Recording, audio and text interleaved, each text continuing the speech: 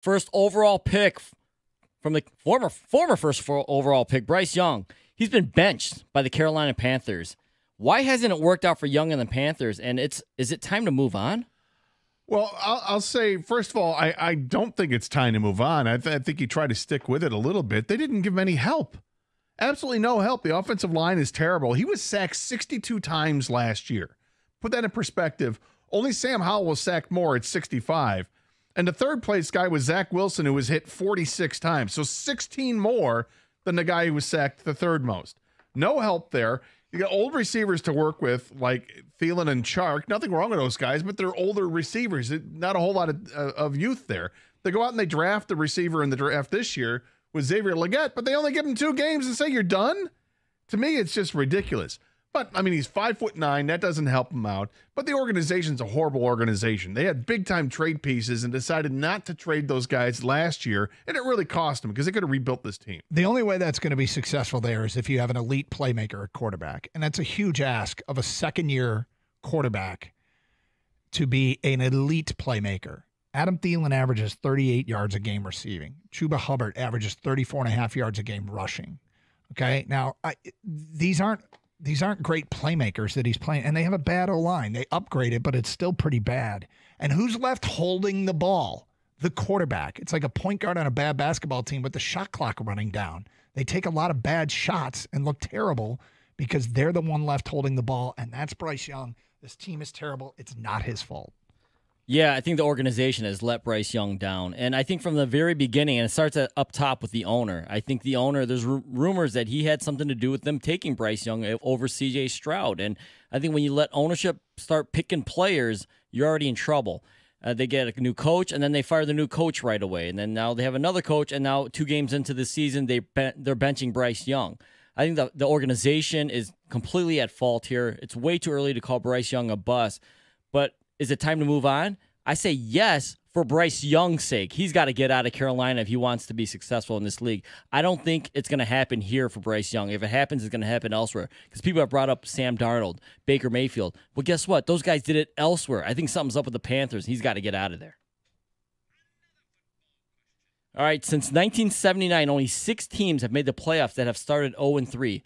Of the 0-2 teams right now, and I'm going to give you 4 to pick from, the Bengals, Ravens, Jags, and Colts. Who's definitely going to turn it around and who's definitely not? Well, I picked the Ravens to go to the Super Bowl, so I'm going to stick with them. And I kind of think they're the obvious one, although that division might be tough. If I'm going to take the non-obvious one, watch out for the Colts. I think with their schedule, I don't hate it. And in that division, you can bank some wins. But I'm going Ravens. My Super Bowl pick, the Ravens. And who's not turning it around? I would definitely go with the Jags. Yeah, with me, I'm going to go with the Ravens as well. I think there's just too much talent to be had there, and they'll figure things out. They're by the end of the season, they're just going to be wrecking teams with their running attack because of Derrick Henry and obviously Lamar Jackson. But the team that I just don't see it, I'll agree with Doug. It's the Jags. Maybe it's just that Trevor Lawrence isn't good. I don't think they've given a whole ton to work with out there. They tried to have the Clemson connection with Travis Etienne, and he's talented, but can he stay healthy enough to play there? I don't think that their offensive line is special by any means, and they just really haven't given a whole lot of weapons. They've got they took the wide receiver Brian Thomas this year. He started off pretty well, but that's it. That's all they have. They used a whole lot of draft capital on defensive players, and their star quarterback, who is supposed to be can't miss, is missed so far. Yeah, I mean, none of us picked the Bengals. No love for the Bengals here. And I know you wouldn't, Gator, because that's your sneaky, not going to make the, Joe Burrow's never going to win a Super Bowl pick. But I'm make it 3 for 3. I got the Ravens, too. Lamar is just too good, 2-time MVP. John Harbaugh, is too good of a coach. And I agree. The Ravens will turn this around. As far as the team that won't turn it around, I also agree with you guys. I think it's the Jags. I can't turn my back on the Colts now, right, guys? So I'm not going to pick the Colts. Don't do it. The Jags, I heard a great line from Rex Ryan the other day on TV. He said, is Trevor Lawrence the best quarterback in the league? Seriously, he got the big contract. He was 1-1 for sure. We all knew, he could have been the number 1 overall pick. He had come out as a sophomore, I believe. But it just hasn't clicked for some reason yet in the NFL as far as being that elite franchise quarterback. He's still got time to do it, but it just hasn't happened yet. So of the teams I don't think turns it around, I'm going to go with the Jags. And Rex Ryan said something's afoot in Jacksonville. All right, here we go. The Rams are 0-2 with a ton of injuries. Is the season already over for them? Dunzo. Both wide receivers are out several weeks. Stafford's getting killed out there. Here's some free advice for the Rams. Trade Stafford. Get some capital for him. Send him somewhere. Maybe you can make a deal with Miami. I don't know how with salary cap stuff, but trade him. Get some capital for him and start over. Maybe you get 2 first-round picks on a cast-off quarterback and build. Yeah, it's done. It's done for the Rams. All right, as they say in Hollywood, guys, end scene. The end, Finn. Don't worry about it. The fans won't even care because they don't even know the season started. All right, going the other way, the Saints are 2-0 with the best offense in the NFL. Are they for real? I don't think so. It's possible, I guess, that Derek Carr could be experiencing a Jared Goff-like second act revival, but I doubt it. He's 33 years old. They got a first-year offensive coordinator in Clint Kubiak who came for the 49ers, and I need to see more of Rashid Shaheed to buy in that he is really going to be an elite weapon. But they are running it. They've played Carolina and a dysfunctional Dallas team, so I'm not buying in on their offense yet. If your question is, are the Saints for real? My answer is no. I refuse to believe in Derek Carr. At least that's what I say in the mirror every morning, my daily affirmation. Sounds personal. Guys, I'm all in. Yeah, the Panthers is one thing, but the Cowboys, I know people don't respect them come playoff time, but they're actually a pretty good team, very talented roster, and a very good defense. And the Saints just lit them up. 5 touchdowns the first 5 possessions. Sometimes a new offensive coordinator and a new offense can do this for a veteran quarterback. We saw it here with Jared Goff, right? Sometimes it just clicks with the right combo. I think it's working with the Saints this year. All right, the Dolphins have put Tua on IR, meaning he's out at least 4 weeks. But reportedly, he still wants to play and come back. Should the Dolphins just sit him for the rest of the season?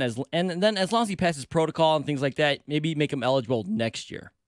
Look, this is up to Tua, and it's up to the doctors. Whatever Tua wants to do, Tua should be allowed to do. If he's cleared by the doctors, then he's cleared to play football. That's exactly what that means. If he's decided that his career is done because he doesn't want to deal with this and worry about it in the future, so be it. But I think we pay attention to this story because it's Tua and we've seen the evidence of what's happened to him on the field because he's a quarterback. But if this happens to any other player, which has happened to countless other players who keep coming back, we don't even make it a story. It's up to Tua. Kind of uncomfortable answering this question because I feel like you need to be a neurologist to really give a strong opinion. I guess I'd say this. If I own the Dolphins, I would seek multiple medical opinions to look out for my player and to cover my own butt against a lawsuit later because this looks like really, really sketchy putting him back on the field. So I want some independent neurologists to also clear him. And then I would, as much as I could do, I would require, and I know you can't require, but I would strongly do whatever I could to get him to wear a Guardian cap if he were allowed to return.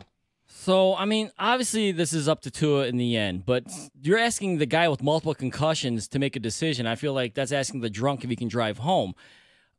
He's going to ultimately make his own decision with his family, and of course, with as long as he passes the medicals from the doctors. But with that being said, if I were the Dolphins, I'd want him to sit the rest of the year. I don't want that blood on my hands. If he can go through a full off season without headaches, light sensitivity, passes all the neurology tests, scans, all that stuff, then we can talk. When fighters get knocked out in MMA or boxing, a lot of times they will take up to a year off because, I mean, it's just not healthy to go back in there. They're not even allowed to spar with, and things like that. So with Tua, I really feel like his competitive nature, he wants to play, but give it a year, man. That's what I'd like to see him do. But in the end, I think he comes back this year.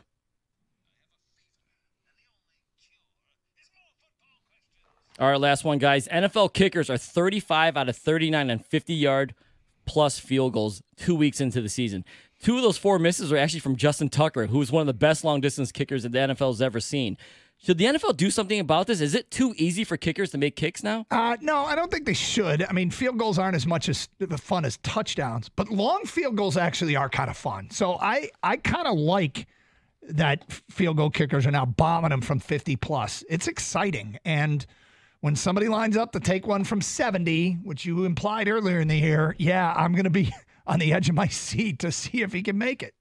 I love it. I don't know what you can do if you're in the NFL. Why would you want to change this? I agree with Doug. This is an exciting play. When you get beyond 50 yards, everybody's, oh, this is a long one. What do you got, 57? Wow, that's a long one. I think we're going to see a correction soon. When the weather changes, it's not going to be as easy to kick it from as deep as they are now. But let's face it, kickers have gotten better. And there's nothing wrong with this. And it might actually mean higher salaries because These guys are weapons out on the field. Now, if you can kick it from 55 and you're accurate from 55, that's a serious weapon that you have in your arsenal.